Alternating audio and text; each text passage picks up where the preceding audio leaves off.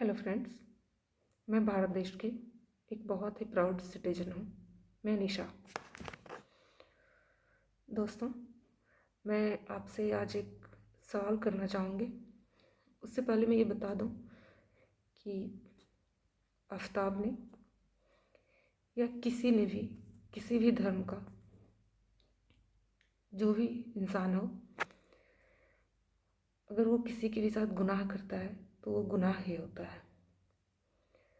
और जिस तरह आफताब ने किया है कि उसने जिस लड़की ने उस पर इतना ज़्यादा भरोसा किया, उसके प्यार को उसने धोखा दिया और टुकड़े टुकड़े कर दिए। ये एक बहुत बड़ा गुनाह है, ये घृणित कार्य है। इसे करने के लिए उसे भी वैसे ही सजाएं देनी चाहिए जैसे उसने श्रद्धा के साथ किया। उसका कार्य जो है वो माफ़ी वाला नहीं है किसी भी प्रकार से। ये मैं भी मानती हूँ, हर कोई यही मानता है, गुनाह धर्म नहीं देखता।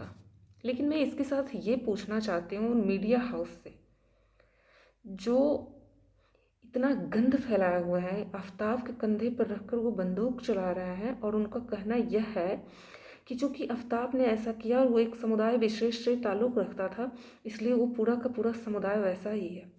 आज आप ट्विटर पे जाएं, फेसबुक पे जाएं, कहीं भी जाएं तो आपको एक ट्रेंड मिलेगा, लव जिहाद और मेरा अब्दुल ऐसा नहीं है।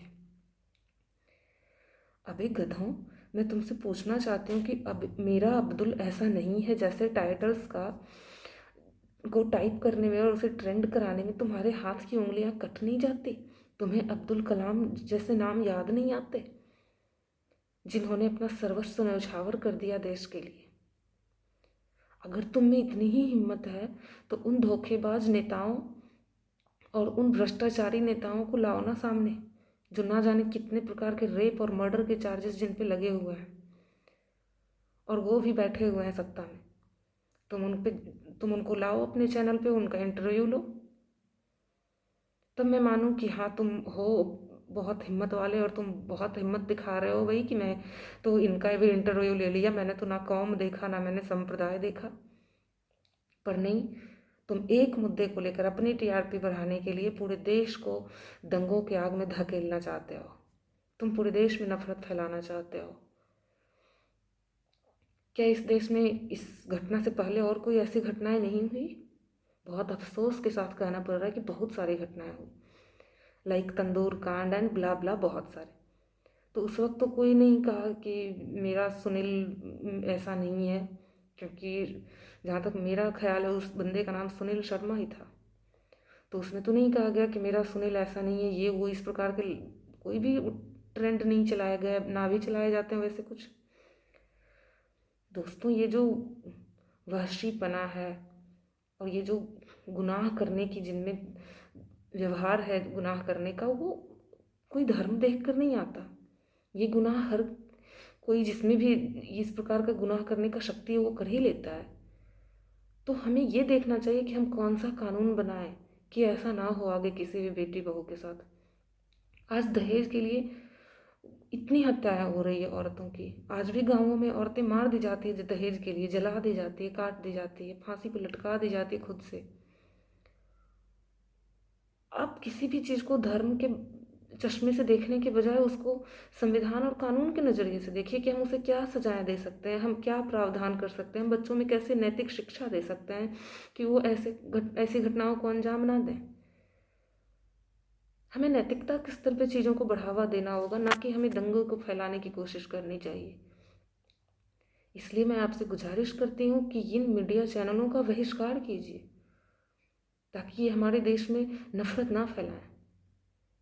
ये मीडिया चैनल वहाँ बैठकर, चूँकि इनका पेट भी भरा हुआ और इनका बैंक अकाउंट भी भरा हुआ है, ये हमें गुमराह करेंगे। हमारा तो पेट भी खाली है और बैंक अकाउंट भी खाली है, हमारे बच्चे भूखे रोते हैं, हमारे घरों का चूल्हा नहीं जलता है। इनका क्या जाता है? क्या इनके चैनल्स का न्यूज़ देख देख कर सुन कर आपका पेट भरा जा सकता है? कभी नहीं।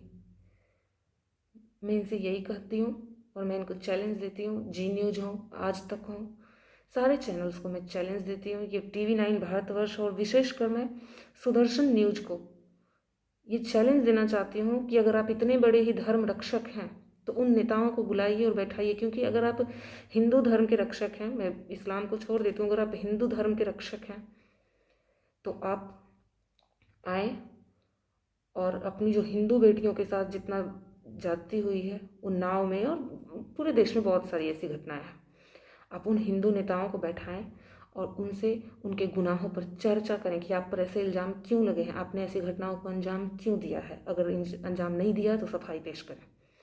तब मैं जानूं कि हाँ, आपको हिंदुओं का भी बहुत उतना ही ख्याल है।